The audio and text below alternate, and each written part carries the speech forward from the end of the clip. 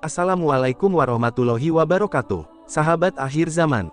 Nabi Musa alaihi salam merupakan salah satu nabi dan rasul yang dikaruniai mukjizat yang luar biasa oleh Allah Subhanahu wa taala.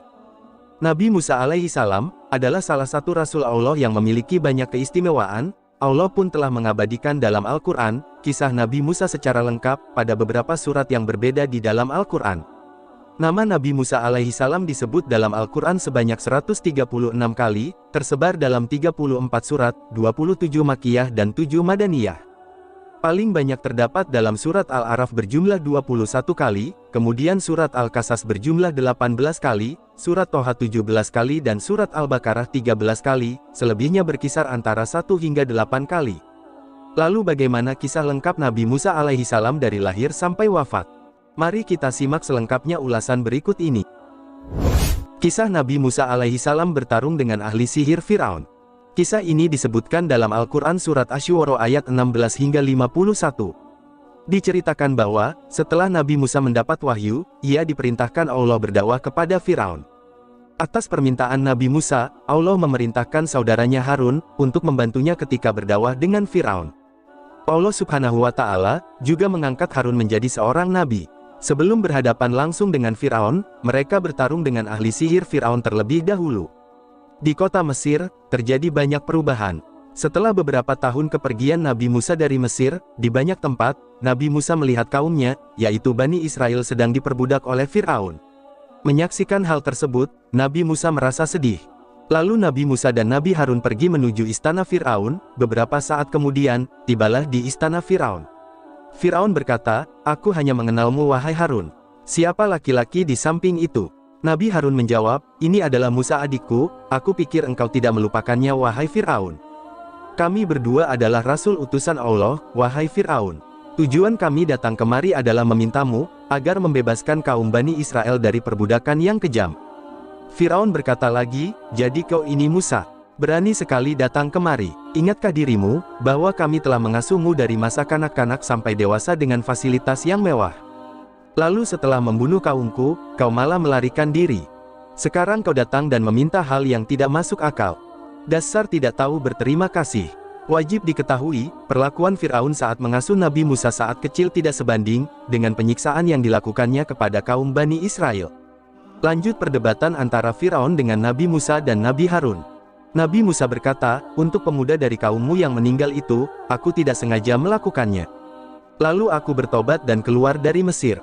Kemudian aku bertemu dengan Tuhan semesta alam. Tuhanku yang menganugerahkan ilmu dan kerasulan padaku." Firaun bertanya, "Siapa yang kau maksud Tuhan semesta alam itu?" "Aku yang telah memberikanmu semua ilmu kepadamu, jadi akulah Tuhanmu." Nabi Musa kembali menjelaskan, "Dialah Allah Subhanahu wa taala." Nabi Harun berkata, "Benar apa yang dikatakan Musa. Allah adalah Tuhan semesta alam, yang menciptakan langit dan bumi beserta segala isinya." Firaun tidak percaya, lalu berkata, "Omong kosong, pandai sekali kalian membual." Nabi Musa kembali meyakinkan, "Wahai Firaun, Dia Allah adalah Tuhanmu dan Tuhan nenek moyang kita dahulu." Firaun tetap tidak percaya dan berkata, "Sungguh, Tuhanmu telah salah dengan mengutus rasul-rasul yang gila seperti kalian." Nabi Musa kembali meyakinkan Firaun, Dia Allah adalah Tuhan penguasa timur dan barat, serta apa yang ada di antara keduanya. Bukannya sadar dan bertaubat, malah Firaun mengancam Nabi Musa dan Nabi Harun. Firaun berkata, "Dengarkan baik-baik wahai Musa dan Harun. Jika kalian menyembah Tuhan selain aku, maka penjara tempat kalian." Perdebatan pun masih terus berlanjut. Nabi Musa dan Nabi Harun berdebat dengan santun dan suara yang lembut. Walaupun Firaun mengancam akan memasukkan keduanya ke dalam penjara, tidak ada rasa takut sedikit pun, karena mereka yakin selalu berada dalam lindungan Allah Subhanahu wa taala. Nabi Musa bertanya kepada Firaun, "Wahai Firaun, apakah engkau akan tetap mempenjarakan kami jika aku perlihatkan bukti-bukti kerasulanku?" Firaun menjawab, "Baiklah, tunjukkan kepada kita semua yang ada di ruangan ini." Semua orang menunggu apa yang akan dilakukan oleh Nabi Musa. Nabi Musa melemparkan tongkatnya, dan tiba-tiba tongkat itu berubah menjadi ular yang besar. Semua orang yang melihat merasa ketakutan. Kemudian, Nabi Musa mengeluarkan tangannya dari dalam bajunya, tiba-tiba tangan itu bercahaya. Orang-orang yang berada di ruangan itu kagum dengan mukjizat Nabi Musa. Firaun berkata, "Lumayan juga sihir Musa. Salah satu tukang sihir Firaun berkata, "Aku yakin, kedatangan Musa kali ini ingin menghancurkanmu dengan sihirnya. Lalu apa rencanamu wahai Firaun?" Seketika itu, Firaun memerintahkan pengawalnya, "Wahai pengawal, tangkap mereka berdua dan jebloskan ke dalam penjara." Ketika Nabi Musa dan Nabi Harun berada di penjara, Firaun mengumpulkan seluruh ahli sihir untuk melawan Nabi Musa dan Nabi Harun.